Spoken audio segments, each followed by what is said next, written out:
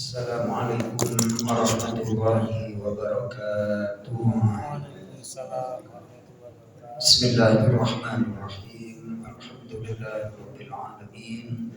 Wassalatu wassalamu ala asyrofil anbiya'i wal mursalin sayyidina Muhammadin wa ala alihi wa sahbihi ajma'in. Rabbi shrah li sadri wa yassir li amri wahlul 'uqdatam min lisani yafqahu qawli. Rabbana zidna 'ilma warzuqna fahma wa waffiqna 'amalan maqbula amma ba'du.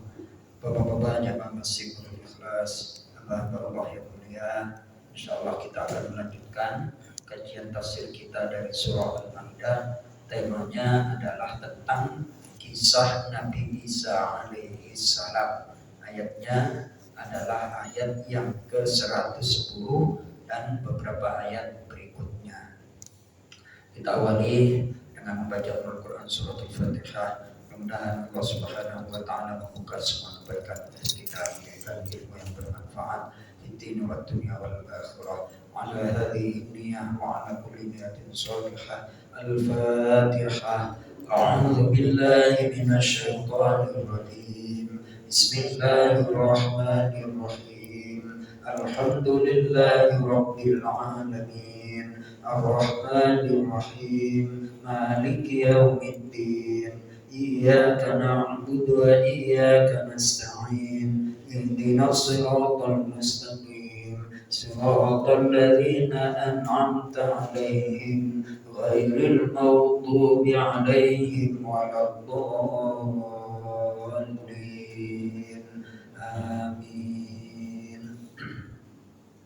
Baik, kita nikmati membaca Al-Quran, satu huruf pahalanya 10 kebaikan, satu ayat lebih baik daripada sholat sunnah 100 rakaat. Dan menurut pakar, membaca Al-Quran ba'da maghrib meningkatkan kecerdasan metabolisme tubuh sampai 70 bahkan 90%. Nah, ini pada maghrib nih kita baca Quran. A'udzu billahi minasy syaithanir rajim. A'udzu billahi minasy syaithanir rajim. Bismillahirrahmanirrahim. Bismillahirrahmanirrahim. إذ قال الله يا عيسى ابن مريم اذكر نعمتي عليك وعلى والدتك إذ قال الله يا عيسى ابن مريم اذكر نعمتي عليك وعلى والدتك إذ أيدتك بروح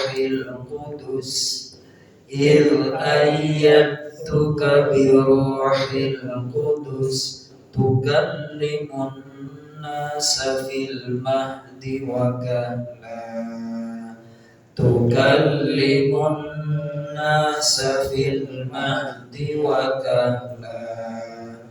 وإذ علمتك الكتاب والحكمة والتوراة والإنجيل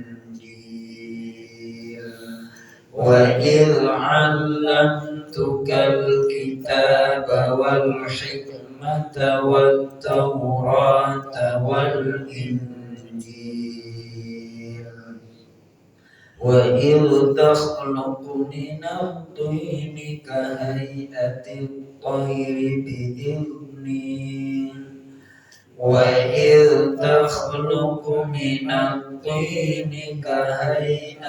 الطير بإذني فتنفخ فيها فتكون طيرا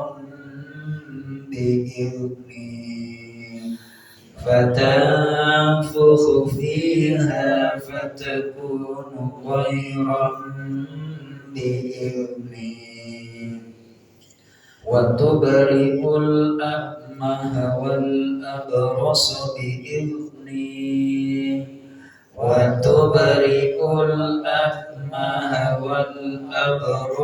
بإذني وإذ تخرج الموتى بإذني وإذ تخرج الموتى بإذني وإذ كففت بني إسرائيل عنك إذ جئتهم بالبينات وإذ كففت بني إسرائيل عنك إذ جئتهم بالبينات فقال الذين كفروا منهم إن هذا إلا سحر مبين فقال الذين كفروا منهم إن هذا إلا سحر مبين وإذ أوحيت إلى الحواريين أن آمنوا بي وبرسولي وإذ أوحيت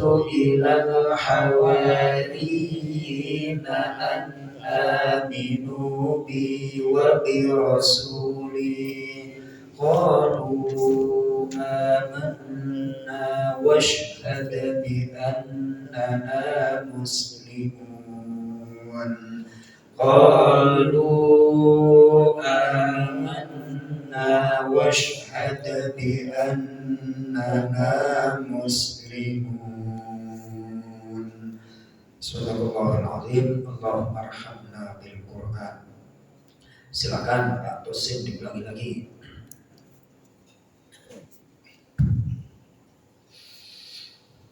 أعوذ بالله من الشيطان الرجيم بسم الله الرحمن الرحيم إذ قال الله يا عيسى ابن مريم اذكر نعمتي عليك وعلى والدتك إذ أيدتك بروح القدس تكلم الناس في المهد وكهلا وإذ علمتك الكتاب والحكمة والتوراة والإنجيل وإذ تخلق من الطين كهيئة الطير بإذني فتنفخ فيها فتكون طيرا بإذنه وتبرئ الأكمه والأبرص بإذنه وإذ تخرج الموتى بإذنه وإذ كففت بني إسرائيل عنك إذ جئتهم بالبينات فقال الذين كفروا منهم إن هذا إلا سحر مبين وإذ أوحيت إلى الحواريين أن آمنوا بي وبرسولي قالوا آمنا واشهد بأننا مسلمون. Allah. Sadaqallahul azim. Sadaqar rasulun nabiyul karim. Wa nahnu ala dhalika minasyahidin wasyakirin. Walhamdulillahi rabbil alamin. Allahumma arhamna bil Qur'an. Baik, sekali lagi ayat yang kita kaji temanya atau topiknya adalah tentang kisah Nabi Isa alaihissalam. Pada ayat sebelumnya Allah menggambarkan tentang salah satu peristiwa pada hari kiamat, yakni para rasul diminta pertanggungjawaban terhadap bagaimana dakwahnya, bagaimana sikap umatnya terhadap dakwah para rasul ketika di dunia. Nah, kemudian pada ayat berikutnya Allah menyampaikan salah satu utusannya yang bernama Nabi Isa alaihissalam bin Maryam, yang mana Nabi Isa juga mengemban amanah risalah untuk menyampaikan, mendakwahkan kepada umatnya. Lalu bagaimana sikapnya? Sebagian besar ada yang membangkang atau kufur terhadap seruan dakwah Nabi Isa alaihissalam. Selanjutnya kita masuk ke topik tafsirnya. Jadi kalau kita membaca tafsir lebih mendalam Pak Tosim Mas Toto, ternyata antara ayat yang satu dengan ayat berikutnya itu sangat erat kaitannya. Jadi makanya ada ungkapan kesan, pesan, dan keserasian Al-Quran. Ada pesan, ada kesan, dan keserasian Al-Quran. Ngomongin topiknya kemarin Yaumil Qiyamah. Nah sekarang kok Nabi Isa, kata para orientalis barat, Al-Quran itu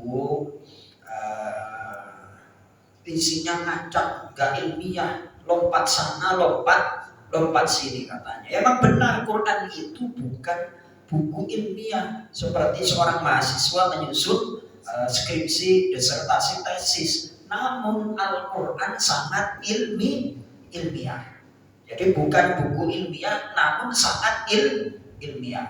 Nah, ini yang harus kita jawab. Bukan terus siapa yang baca surah Al-Waqiah nanti dilapangkan rezekinya, ya jangan mentok di situ aja, ya kan? Kita diberikan akal, diberikan otak ini untuk merenungkan ayat-ayat Allah. Besok kalau diinterogasi Pak Tosim di akhirat, Pak Tosim, engkau telah aku berikan pikiran dan otak cerdas. Otakmu buat apa? Mikirin duit terus ya, gimana ya, coba bayangkan. Bener apa enggak? Ya Allah ya Karim, diminta pertanggungjawabannya. Masa dikasih otak pintar-pintar buat untuk mikirin duniawi mulu, gak mikirin tentang proses kejadian manusia, tujuan akhir setelah air, gimana itu? Kalau demikian, malu apa enggak kita itu?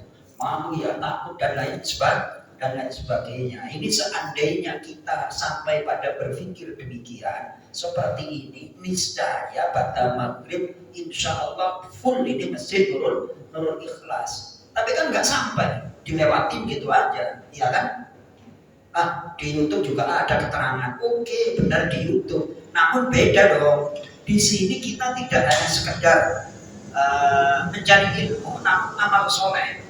Amal duduk di masjid sama duduk di rumah, mulia mana Pak Tosim? Nah, duduk di masjid ini amal soleh. Tidak hanya sekedar kita baca Quran, mengkaji, ini amal soleh yang berbobot. Baik, makanya untuk berjuang itu gak semuanya orang mampu, gak semuanya orang mampu. Kalau seperti kemarin aksi di Monas itu kan kelihatan orang Pak Tosim. Saya posting itu bawa bendera Palestina yang paling gede, posting di grup keluarga, ngacungin jempol semuanya. Nah kalau ngaji seperti ini siapa yang ngacungin jempol? Ayo, ya Pak Tosim ya, Insya Allah. Padahal ini gak kalah pahalanya dengan berjihad. Baik, Bismillahirrahmanirrahim.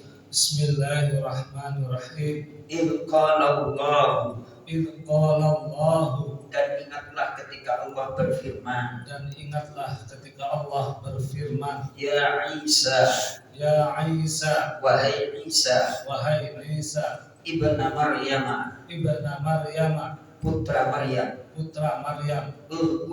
Uzkur. Ingatlah olehmu. Nikmati. Nikmatku. Alaika. Kepadamu. Wa ala walidatik. Dan atas ibumu. Nah di sini dijelaskan di antara nikmat yang Allah berikan kepada Nabi Isa dan Sayyidah Maryam atau Bunda Maryam adalah ketika Allah mensucikan Bunda Maryam dari tuduhan orang Yahudi. Dari tuduhan apa? Orang Yahudi itu ekstrim lah. Ekstrimnya bagaimana? Nah ini antara pengikut Nabi Isa yang dinamakan Nasrani itu sama-sama ekstrim. Yang Yahudi menuduh bahwa Bunda Maryam itu adalah perempuan pezina sehingga hamil punya anak namanya Isa, perempuan pezina. Itu kata orang Yahudi. Nah, orang Nasrani bablas juga tuh mengkultuskan Nabi Isa sebagai itu Tuhan. Sama-sama sedek ini, sama-sama apa? Sama-sama sedek. Yang benar bagaimana umat Islam?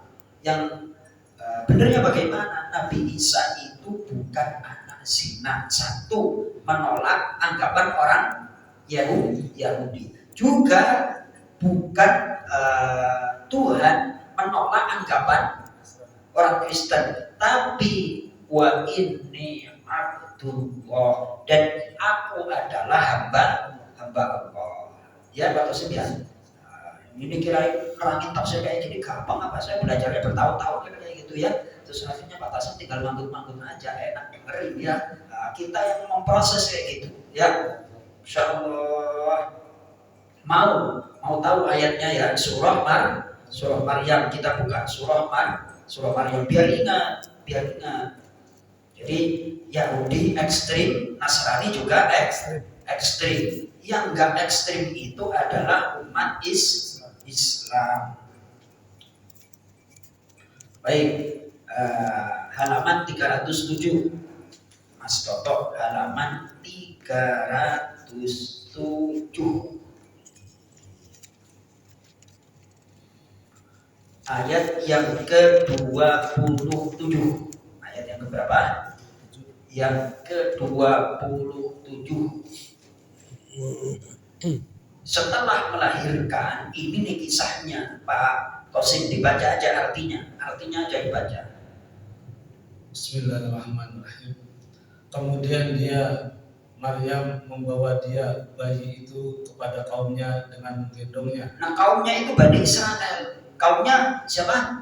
Bani Israel. Lanjut. Mereka kaumnya berkata, "Wahai Maryam, sungguh engkau telah membawa sesuatu yang sangat mungkar." Maryam, itu kan anaknya ulama. Masa tiba-tiba bunting? Suamimu mana ya, Maryam? Kira-kira kan digitukan tuh. Betapa sakitnya itu perasaannya Bunda Maryam. Lanjut. Wahai saudara perempuan Harun, Maryam, ayahmu bukan seorang yang buruk perangai, dan ibumu bukan seorang perempuan berzina. Bahasanya langsung seperti itu. Ibumu bukan seorang pezina. Kenapa ada kejadian seperti ini? Kira-kira diinterogasi. Lalu kan nggak boleh ngomong Sayyidah Maryam itu. Udah nggak usah dilayani mereka itu. Nggak usah dilayani. Kalau dilayani mereka juga nggak bakalan percaya. Dengan logikanya memang perempuan tanpa suami bagaimana bisa hamil. Lanjut. Maka Maryam menunjuk kepada anaknya. Mereka berkata, "Bagaimana kami akan berbicara dengan anak kecil yang masih dalam ayunan?" Nah, jadi Sayyidah Maryam itu cuma nunjuk kayak gini, nggak ngomong. Udah, kalau mau interogasi ya udah ini aja, ngomong sama. Gimana masa anak bayi diajak ngomong yang bener aja ente? Kira-kira demikian. Lanjut. Ayat 30. Isa berkata. Nah, ayat 30 ini kita baca nih. Qala inni abdullah. Bismillahirrahmanirrahim. Sama-sama. Bismillahirrahmanirrahim. Qala inni abdullah.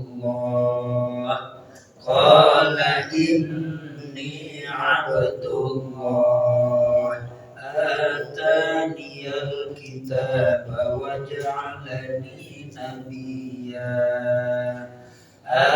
Ataniyal kitaba wa ja'alani nabiyya. Artinya apa sih? Isa berkata, "Sesungguhnya aku hamba Allah. Dia memberiku kitab Injil dan dia menjadikan aku seorang nabi."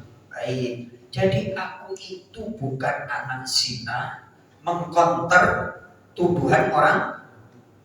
Aku bukan Tuhan mengkonter Nasrani, tapi ungkapannya adalah ini Abdullah. Aku adalah hamba Allah dan aku dijadikan nabi. Tuh, ya, atau sih ya, itu apa namanya? Dan itu nyata. Nah, dasar orang Yahudi udah tahu, udah menyaksikan dengan mata kepala, mukjizat, bukti spektakuler, tapi tetap aja yang namanya Yahudi, Bani Israel Mas Koko mengecam. Wah, itu kan ada postingannya tadi. Berapa 100 sekian negara apa namanya pro Palestina dan sekian, cuman berapa persen gelintir 10 apa berapa 12 14 pro Israel. Kira-kira Israel bergeming apa enggak? Enggak bakalan, tetap aja dador dikecam seluruh dunia, enggak bakalan. Udah karakternya seperti itu. Karakternya seperti itu. Sampai kapan Palestina itu dijajah oleh Israel? Ya memang Allah menghendaki karena kata Syekh Mutawalli Syaqawi dan para ulama adalah itu bagian dari perjuangan umat Islam. Kalau menang, kapan perjuangannya Mas Toto? Selesai itu kalau menang. Biasanya film itu kalau lakonnya menang, tamat apa masih berlanjut? Tamat. Nah, itu dikasih kesempatan kita semuanya oleh Allah Subhanahu wa Ta'ala. Kemarin Pak Haji Mulkan ketika menunaikan umroh, imamnya juga kunut untuk Palestina ya Pak Haji. Masya Allah. Enggak kunut. Enggak kunut itu Pak. Mungkin ya ada gimana kayak gitu. Sampai kenapa Saudi itu kok enggak, ya khususnya Arab dan sekitarnya tidak membantu secara fisik kepada Palestina. Ya kalau bantu duit ya wajar lah orang kaya. Tapi yang dibutuhkan kan tidak hanya sebatas duit, tapi dukungan, kebijakan dan lain sebagainya. Malahan ada pangkalan militer, buat pangkalan militer untuk USA di negara-negara Teluk itu. Waduh gimana? Padahal Amerika sendiri itu adalah pendukung utama keberadaan Israel. Betapa hebatnya lobby Israel. Hebat apa enggak Pak? Lobby Yahudi itu, ya Allah. Ya sudah, itu sudah kehendak Allah dan memang kita diberikan kesempatan untuk berjuang, itu aja Pak Tosim ya. Kalau mikir terlalu lama banyak analisa nanti nggak selesai ya Mas Toto ya. Analisa ini nggak selesai. Ya sudahlah. Kesimpulannya bagaimana? Ini adalah kesempatan untuk kita berjuang dan mendoakan saudara-saudara kita di Palestina. Kita tidak bisa berangkat, sebagian harta kita alokasikan, tentunya mencari donasi atau yang menyalurkan dengan tepat, karena yang namanya keadaan seperti itu tak jarang dimanfaatkan oleh oknum, ya, dimanfaatkan oleh oknum. Mudah-mudahan seluruh infak dari masyarakat Muslim Indonesia khususnya bisa sampai dan tertuju kepada saudara-saudara kita di Palestina. Kita kembali ke ya.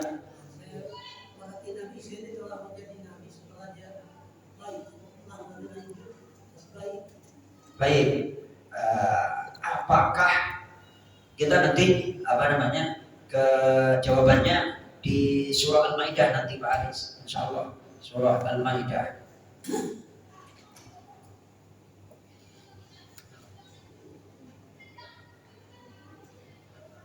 Surah Al-Maidah, pertanyaannya adalah apakah Nabi Isa itu diangkat menjadi nabi ketika masih bayi atau dewasa? Pak Tosim, id'ayyatuka biruhil kudus. Saya akan jawab. Ketika Rasulullah Shallallahu Alaihi Wasallam usia genap 40, maka Nabi Muhammad diangkat menjadi utusan, dan itu menjadi standar bahwa orang yang belum mencapai usia 40 belum matang. Jadi kalau ada sekarang ada yang 40 terus diproyeksikan untuk menjadi pemimpin, berarti ini belum soal bukan soal privilege ya, ini bukan soal calon, bukan ini ya. Ini soal kematangan. Jadi 40 tahun itu adalah standar manusia itu matang berpikir dan punya pengalaman. Kok belum 40 loloskan, ya kan banyak komentar-komentar kayak gitu. Ada apa kok diloloskan? Ibarat Pak Tosim nggak punya SIM harusnya ditilang, kenapa kok nggak ditilang? Berarti ada apa Pak Tosim? Ya, Masya Allah, ya Allah, tuh, ya Pak Aris ya, yuk, itu lazimnya adalah usia 40, termasuk juga Nabi Musa alaihissalam itu 40. Lah Nabi Isa bagaimana? Nabi Isa itu termasuk salah satu nabi yang usianya ketika diangkat ke langit adalah 33 tahun. Berarti kan belum 40. Lalu kapan jadi nabinya? Ya ketika beliau adalah berdakwah. Dan itu usia berapa Ustaz? Wallahu a'lam. Saya tidak bisa menjawab. Yang jelas Nabi Isa itu diangkat oleh Allah, diselamatkan dari orang Yahudi yang ingin membunuh Nabi Isa ketika Nabi Isa usia 33 tahun. Nanti turun lagi ke dunia kayak gitu. Silakan Mas Toto. Diangkat itu artinya waktu dia disalib, itu cerita disalib. Betul. Itu 33. Usia 33 tahun, dan di dalam keterangan kitab ini dijelaskan bahwa nanti ketika Nabi Isa turun itu kan berdakwah lagi, memecahkan salib, membunuh babi dan lain sebagainya. Itu kan tugas daripada Nabi Isa. Lah kenapa? Terus ada pertanyaan, berarti bukan Nabi Muhammad bukan Nabi terakhir dong? Bukan. Tetap Nabi Muhammad Rasul terakhir. Nabi Isa adalah sebagai penguat. Kenapa? Bahwa aku itu bukan Tuhan. Aku itu tetap hamba Allah. Aku itu adalah utusan yang membenarkan syariat Nabi Muhammad Sallallahu Alaihi Wasallam. Itu kisahnya kan demikian, tentang nuzul Isa, turunnya Nabi Isa yang melawan siapa? Dajjal. Yang melawan Dajjal. Itu sampai berapa tahun? Nah itu riwayatnya kan banyak. Riwayatnya berkenaan dengan kejadian yang sifatnya gaib itu banyak. Nah, pertanyaan Pak Aris tadi cukup. Ayat 30 ini di ilmu saya. Sebab dia mengatakan Kitabu wa ja'alani nabiyya, dan Allah menjadikanku nabi. Seakan-akan masih bayi udah ngomong. Ya. Kalau dianalisa seperti wa ja'alani nabiyya, dan menjadikanku sebagai nabi. Nah, nabi itu Pak Aris, bedakan antara nabi dan rasul. Nabi itu mendapatkan wahyu, tapi tidak wajib untuk disampaikan kepada orang, tidak wajib. Tapi kalau rasul pasti wajib. Nah, antara nabi dan rasul itu yang harus kita analisa. Nabi mendapatkan wahyu dari Allah, tidak wajib disampaikan. Seandainya menyampaikan, berarti itu sifatnya penyampaian. Nah, tapi kalau Rasul memang betul-betul tugasnya adalah untuk menyeru, mendakwahi kaumnya, yang kaumnya itu sudah menyimpang dari ajaran aturan Allah. Silakan Mas Toto. Maaf Ustaz, kalau di kamus KBBI, Ya. Rasul itu sudah menjadi kata-kata dalam bahasa Indonesia, sudah diambil menjadi bahasa Indonesia, dan artinya adalah penerima wahyu. Ya. Jadi tidak ada menyebutkan bahwa dia wajib untuk menyebarkan ajaran atau wahyunya, tapi sekedar penerima wahyu yang kemudian sempat bertengkar antara Islam dengan Katolik karena menggunakan Rasul untuk paus. Jadi Rasul itu sudah diartikan sebagai penerima wahyu. Kalau Nabi tidak menerima wahyu atau tidak memiliki kitab, seakan-akan seperti itu, Ustaz. Gimana itu? Baik, terima kasih. Tentunya para pakar Kamus Besar Bahasa Indonesia itu kan banyak kata-kata serapan yang akhirnya familiar menjadi kalimat dalam bahasa Indonesia. Termasuk dalam konteks ini adalah kata Rasul. Ternyata Rasul itu digunakan oleh umat Katolik untuk menyebut pausnya itu sebagai Rasul. Padahal Rasul itu kan bahasa Arab. Karena Rasul itu sudah diadopsi menjadi bahasa Indonesia, sehingga definisinya berbeda dengan definisi yang diberikan oleh para ulama. Rasul itu adalah orang yang menerima wahyu versi KBBI. Namun versi umat Islam adalah Rasul penerima wahyu dan wajib menyampaikan wahyunya kepada umatnya sebagai tugas berdakwah. Nah itu. Nah di sini kan menjadi nabi, kan belum 40 Pak Aris, ya kan? Tapi kalau Rasul, sepengetahuan saya rata-rata adalah di atas 40. Nah Nabi Isa bagaimana? Pengecualian.